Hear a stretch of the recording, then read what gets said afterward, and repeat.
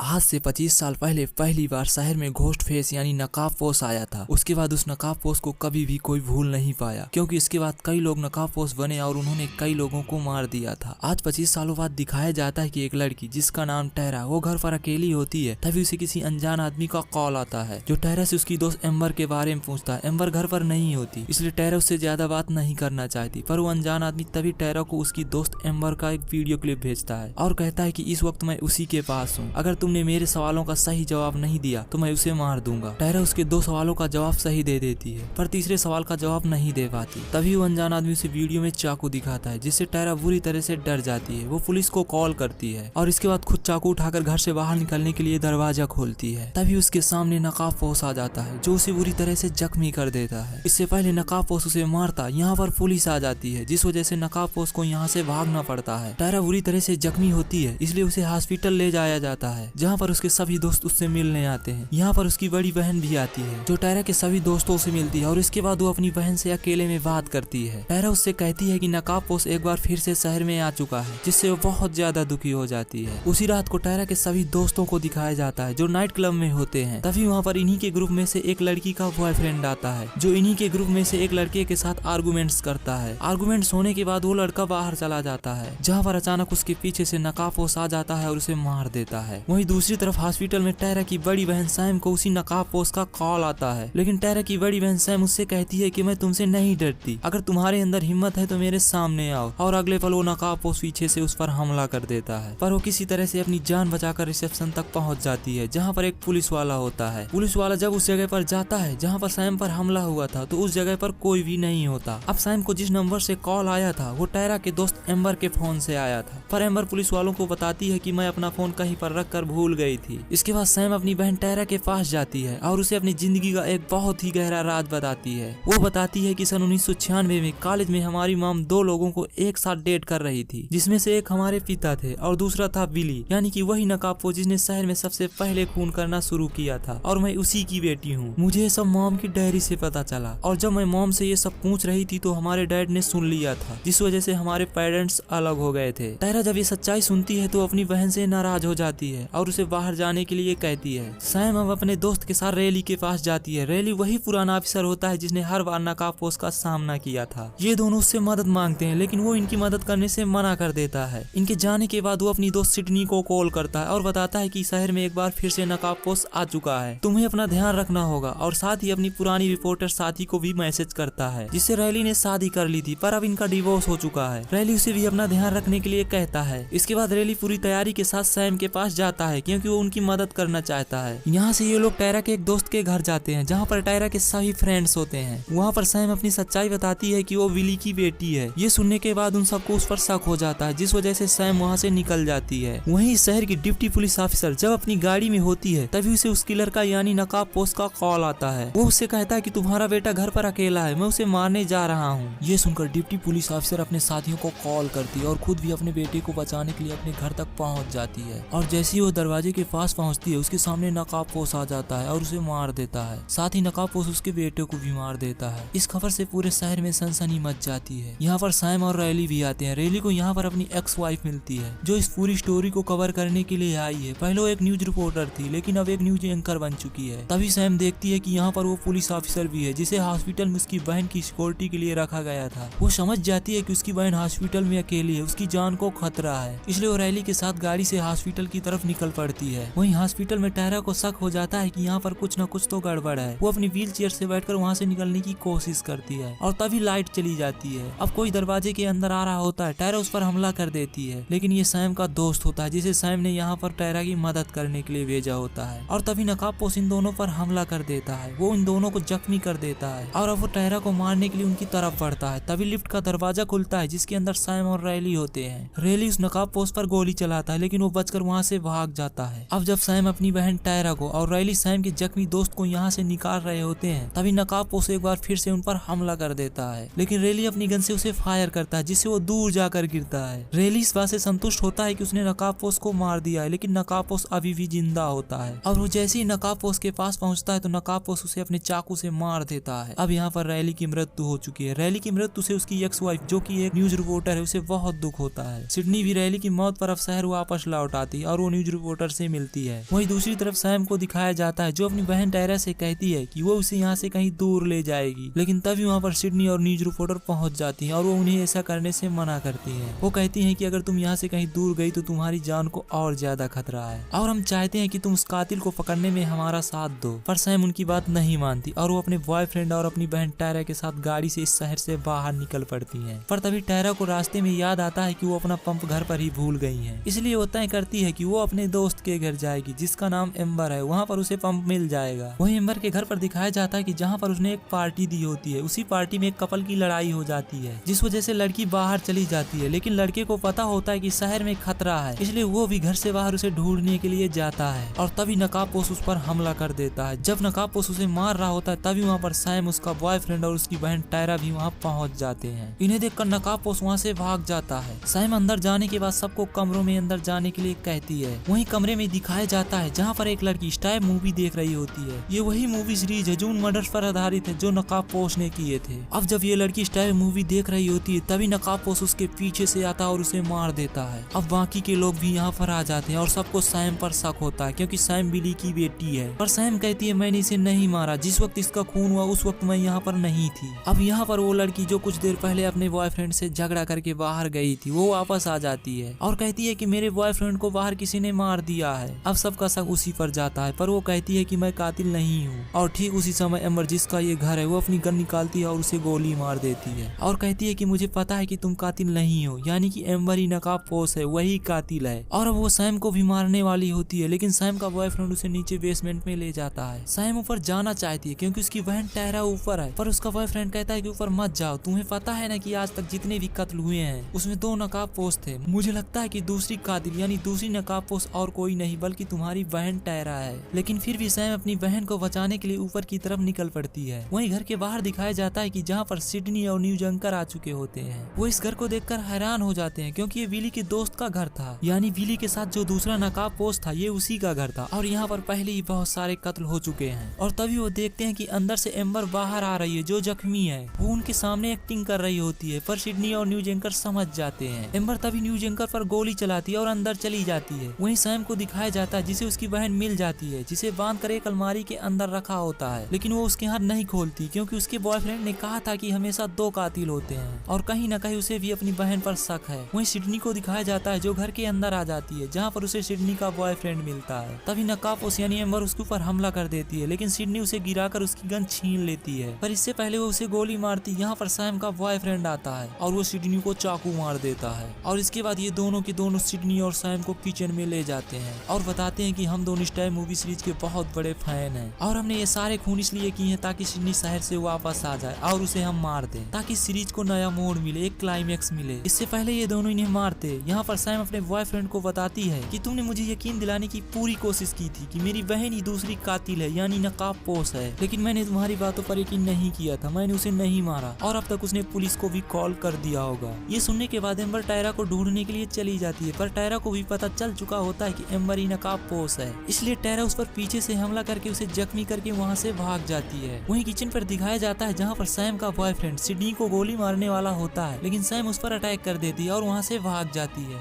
वहीं एम्बर वापस किचन में आती है जहाँ पर वो देखती है कि सिडनी और न्यूज एंकर दोनों वहाँ पर हैं। दरअसल न्यूज एंकर अभी भी जिंदा होती है। एम्बर उन पर हमला कर देती है, लेकिन सिडनी उसे गोली मार देती है। वो गैस के ऊपर गिर जाती है जिससे उसका चेहरा जल जाता है। वहीं सैम को दिखाया जाता है जिसे उसका बॉयफ्रेंड यानी दूसरा नकाबपोश उसे मारना चाहता है, लेकिन सैम उसी पर हमला कर देती है और उसे मार देती है। अब यहाँ पर सिडनी और न्यूज एंकर भी आते हैं जो देखते हैं कि सैम ने दूसरे नकाबपोश यानी अपने बॉयफ्रेंड को मार दिया है। इससे पहले कि ये लोग यहाँ से निकलते, एम्बर जो अभी भी जिंदा होती है वो एक बार फिर से इन्हें मारने के लिए इनकी तरफ बढ़ती है, लेकिन तभी टायरा पीछे से गोली चलाकर उसे मार देती है और इस तरह से दोनों नकाबपोश मारे जाते हैं। कुछ देर बाद यहाँ पर पुलिस भी आ जाती है जो जख्मी टायरा को एम्बुलेंस में बिठाती है। सैम सिडनी और न्यूज एंकर के पास जाती है और उन दोनों को शुक्रिया कहती है और इसके बाद अपनी बहन के साथ एम्बुलेंस में बैठ जाती है। इन दोनों के बीच जो मतभेद हुए थे वो पूरी तरह से खत्म हो चुके हैं। दोस्तों उम्मीद करता हूँ कि ये कहानी आपको जरूर